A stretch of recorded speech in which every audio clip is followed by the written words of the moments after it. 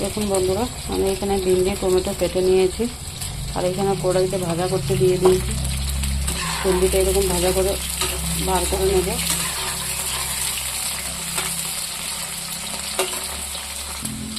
দেখুন বন্ধুরা, কারেন্ট চলে গেছে, দেখা যাচ্ছে না ভালো করে।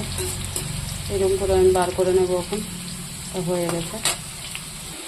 দেখুন বন্ধুরা, এটা ভাজা হয়ে গেছে। এখন আমি নামিয়ে দেব।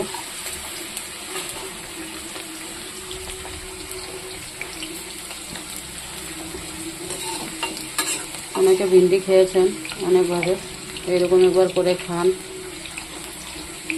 ভালো লাগলে লাইক করবেন, শেয়ার করবেন, না লাগলে করবেন না, কিন্তু এরকম করে একবার খেয়ে দেখবেন, আশা করি ভালো লাগবে।